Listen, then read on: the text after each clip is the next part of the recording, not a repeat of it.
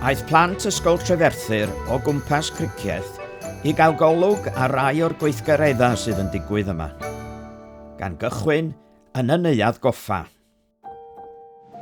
So dyma'r llwyfan y neuadd goffa, y llwyfan cyntaf i mi berfformio arno fo mewn 74 o flynyddoedd, a'r llwyfan cyntaf i mi ganu o ryw fath mewn corws arno fo. A rhai o'r cantorion eraill yn dweud bod nhw'n deall pam bo fi heb wneud am gymaint o flynyddoedd, ond mae wedi bod yn rhyfeddol dydy'r holl sioeau cymunedol sydd wedi cael eu cynnal yma gan gynnwys yr un i ddathlu camlwyddiant ar neuadd, ond be oedd y gweddill? Be oedd yr sioeau eraill sydd wedi bod? Bethon ni gael gychwyn gyda'r sioe nôl yn 2018 i goffau canmlwyddiant ers gorffen yr rhyfel byd cyntaf. A wedyn y flwyddyn ganlynol, y syniad oedd i gael cofio am y evacuees oedd wedi dod adeg cychwyn yr ail rhyfel byd. Ni wedi bod mor ffodus bod gyda ni dalentau fatha Tom Morris a Gwyneth Glyn, a beth sydd wedi bod yn rhyfeddol am y sioeau yma, cael aelodau o'r gymuned, oedd a ddim profiad falle o actio na chanu'n gyhoeddus. Fel fi. Yn rhan ohono fe, Mr Cadwaladr, y dyn hufen iâ. Pam fod na neuadd mor fawreddog yma yn Cricieth? Wel, yn dilyn y rhyfel byd cyntaf, mi oedd cyngor Cricieth, cyngor tre Cricieth yn awyddus i gael cofeb i gofio am y bechgyn o Cricieth a laddwyd yn ystod y rhyfel. Ac eu penderfyniad nhw oedd adeiladu neuadd, ond mi oedd digwydd bod pan oedd Lloyd George yn cael rhyddfraint tre Cricieth, mi oedd o wedi mynegu awydd hefyd y basa na gofeb o sylwedd i gofio am y rhai o Cricieth a laddwyd yn ystod y rhyfel.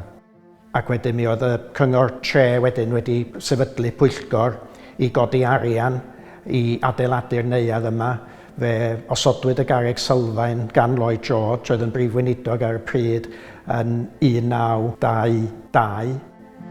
Ac wedyn fe agorwyd y neuadd dim ond 2 flynedd yn ddiweddarach yn 1924 eto gan Lloyd George.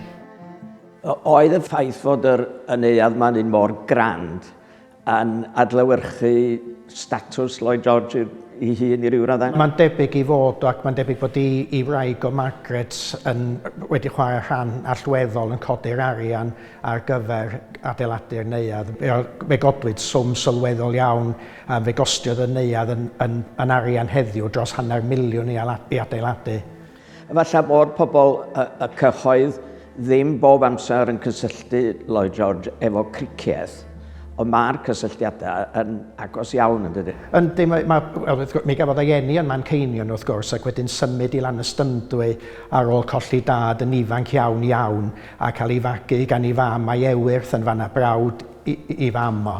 Ond mi symudodd y teulu i Cricieth pan oedd Lloyd George yn ei 60au hwyr, ac yn Cricieth oedd ei gartra fo, rhan helaeth o'i fywyd o mi oedd o'n byw yn wreiddiol yn Morfyn House yn Tan y Grisia Terrace. Mi ddaru nhw wedyn adeiladu tai ar ffordd Porthmadog, ac wedyn mi adeiladodd o i gartra ei hun wedyn Bryn Awelon. Yn y cyfnod pan oedd gwleidyddion eraill fel Winston Churchill yn ymweld â Cricieth yn Bryn Awelon oedd o'n i cyfarfod nhw. A dwi yn rhyw gofion eich di ar i wneud y gwair yma i ddim. Ie. Dod nôl â sgiliau plentyn 10 mlwydd oed yn ei rugs yn y tumble. Y syniad oedd i greu rhywbeth oedd yn perthyn i'r dre a defnyddio y doniau rhyw 22 ohono ni trwy greu cyfanwaith oedd yn cynnwys gwaith crwsio, gwai, gwynio, brodwaith a dangos harddwch tre Cricieth a cofnodi'n hanesyddol, tymod yr adeiladau gwahanol sy'n creu yn lle ni. Na, mae'r cyfan yn gampwaith, dwi'n meddwl, dydy, campwaith. ydy mae'r neuadd yn llawn cynnyrch creadigol. Ac mae'r gwaith creadigol yn cynnwys nifer fawr o aelodau'r gymuned. Sefydlwyd Cricieth Creadigol yn tua 2018. Yr syniad oedd bod pobl yn gallu dod at ei gilydd i greu a i ddathlu a i harddu'r dre. Ac oherwydd yr holl greadigrwydd cymunedol yma, mae Cricieth wedi ennill sawl gwobr. Gathon ni gwobr Menter Treftadaeth gorau trwy Un Llais Cymru, a wedyn i ddilyn nathon ni gael yr celfyddydau Creative Arts, nathon ni hwnna gael hwnna'n 2022, a hefyd Hearts for the Arts oedd yr un arall ar gyfer y prosiectau cymunedol yma llwyth dyn ni wedi bod yn gwneud. Mae'n hyfryd ydi gweld pob beth wedi dod at ei gilydd, a mae'n rhoi personoliaeth i'r dre rwsut gyda'r holl gwaith creadigol bendigedig yma. Mae'n cael di calon ni. Odi, ffantastig, a gweld y math o wahanol gwaith, a bod gymaint o bobl gwahanol yn bod yn rhan ohono fe, a fi'n credu bod e'n rhoi balchder i bobl y dre. Ie, i arddangos mewn lle cyhoeddus, a hyd yn oed yn ymwelwyr, y bobl lleol hefyd, mae o'n codi ysbryd rwsut pan ti'n pasio hibo nhw.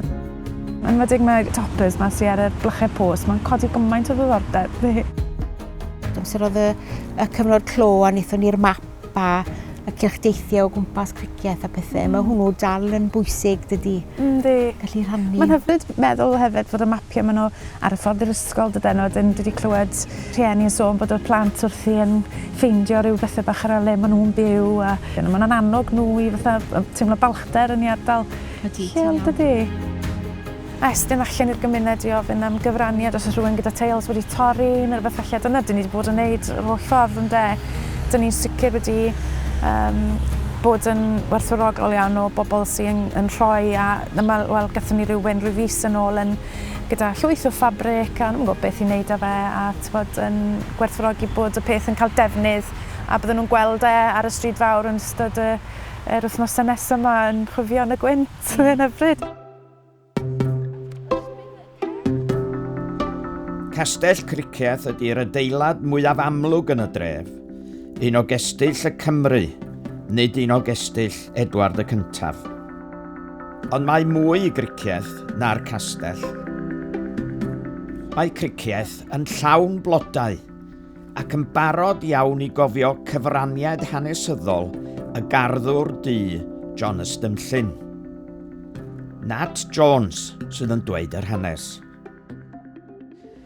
So, da ni'n credu bod o wedi cael ei hergipio o gorllewin Affrica, ac yn ôl beth sydd wedi ysgrifennu amdano fe, oedd o wedi cael atgoffion o cael ei tynnu oddi wrth ei fam a bod fam o'n sgrechian i gael o'n ôl. Felly mae rai bod hwnna wedi bod yn profiad mor traumatig. Ac o hynna, da ni'n deall bod o wedi cael ei werthu yn Lloegr, ond gafodd o'i prynu gan rywun yn teulu'r Wins, nath roed o fel anreg i fod yn was i'r teulu fan hyn yng Cricieth. Beth am y cysylltiad efo'r gerddi a rhosod a'r gwaith oeddwn ni'n wneud ym Mhentrefeli ag yn Ystymllyn? Felly, erbyn oedd o yn ei arddegau, da ni'n gweld bod yna llun olew wedi cael ei gwneud ohono fe. Ac ar y pryd, mae'n amlwg bod y teulu y Wind wedi bod yn brolio amdano fe, yn dweud bod o'n boi golygus, bod gyda fo sgiliau gyda garddio a gyda craftsmanship. So felly, oedd y teulu wedi ddod yn, nid just yn hoff iawn ohono fo, ond yn gwerthfawrogi be oedd o'n ddod i'r ystad, really, bod o'n helpu gyda'r garddio. Maen nhw'n siarad amdano fo fel aelod o'r teulu mewn ffordd, bod o dal yn gweithio iddyn nhw.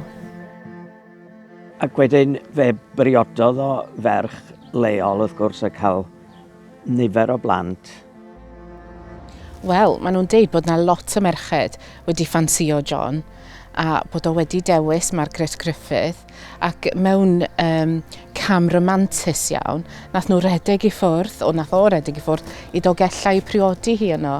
So felly, so ni'n deud bod o wedi ddod erbyn hynna ran o'r cymuned ac yn ran grif o'r cymuned hefyd, achos ar ôl priodi a redeg i ffwrdd heb rhyw arwydd, nath y teulu'r Wind roi swydd o'n ôl iddo fo. Yn sicr ydyn, ac yn byw mewn bwthyn yn Trefellyn sydd ddim yn bodoli bellach, mae'n debyg. Ari yr hanes fel y bwthyn fynd ar goll, ond ydych chi'n credu bod yr hanes yna wedi byw ar y cof yn yr ardal yma? Ie, ellas oedd y bwthyn dal yma, ellas y pobl dal wedi bod yn siarad dros y blynyddoedd am hanes y boi di oedd yn byw yna. Ond dyna beth sy'n mor lush am beth mae Zara Zahidi wedi wneud. Mae hi wedi creu symbol o rhywbeth da ni'n gallu gweld a teimlo a cofio am John Stimllin. Achos mae stori fo'n llawn cyfeillgarwch a cariad yn y diwedd bod hi wedi dechrau gyda trauma. Mae'r bwthyn wedi mynd, ond nawr mae gennym ni'r rhosyn sy'n wych. I ba raddau ydych chi'n credu bod hanes John a'r ffaith bod ni yn ei gofio fo yma yng Cricieth efo'r rhosyn a'r ddangosfeydd ac yn y blaen sydd wedi bod yn adlewyrchu y Gymru gyfoes, y Gymru sydd ohoni heddiw. Wel, dyna beth sydd yn lyflu hefyd, y ffaith bod na wedi bod rhywun di ella o gorllewin Affrica yma yng Cricieth yn siarad Cymraeg yn 1754. Mae'n lyflu, weithiau mae pobl yn synnu yn clywed fi yn siarad Cymraeg, ond os da ni'n cofio straeon fel John Stimllin, mae'n normaleidio'r ffaith bod na lot o pobl di yng Nghymru yn siarad Cymraeg. A felly mae'n just stori hyfryd really, atgoffa ni bod dim ots beth i lliw croen ni, gallan ni gyd fod yn rhan werthfawr o cymuned yng Nghymru.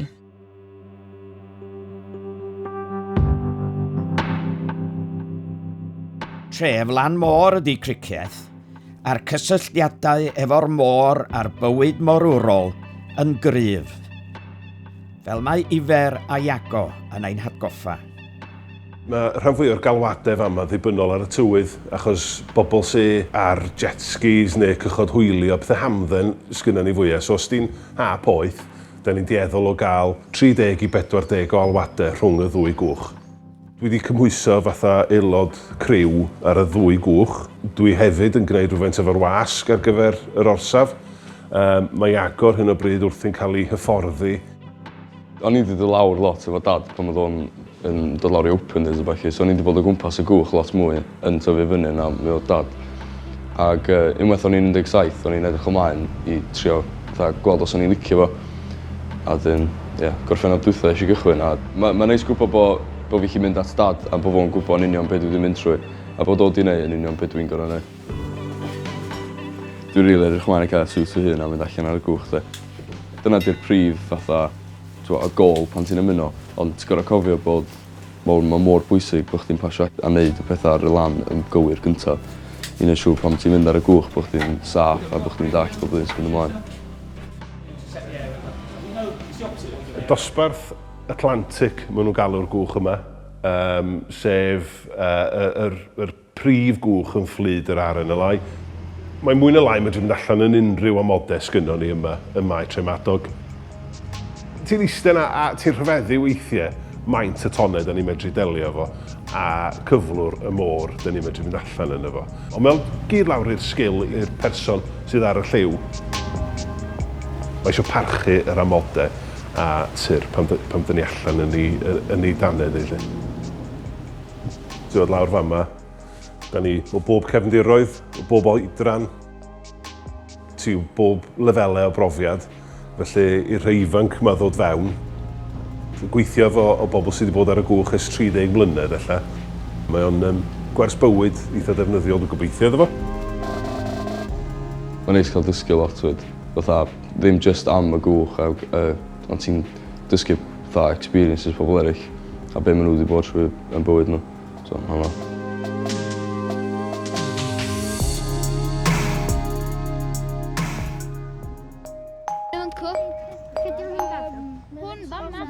Mae'r dref yn le i ymwelwyr ac i hamddenna, gyda un o'r clybiau tennis hynna ym Mhrydain. Mae'r peth gorau gen i amdan clwb tennis Cricieth ydy'r olygfa yma. Bendigedig. Peth gorau fi am y clwb tennis ydy bod yr cartiau tennis yn cael eu cynnal yn dda. Mae'r cartiau'n cael eu marcio'n aml a mae'r gwair yn cael eu torri. Hefyd, mae yna coaching ar gael i plant a oedolion a mae yna 3 i dewis o. Y hoff ran o'r clwb ydy touch tennis a mae'n cael ei chwarae ar gwair.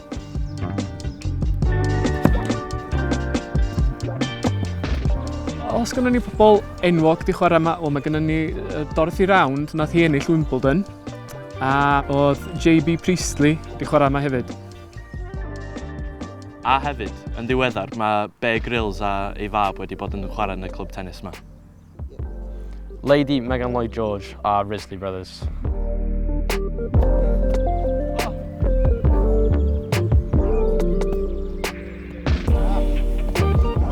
A dyna ein taith yn dod i ben. Ond fe fydd cyfleoedd eto i ddathlu prydferthwch naturiol ac egni creadigol y dref hon ar lan y môr, gyda'r castell ar y graig.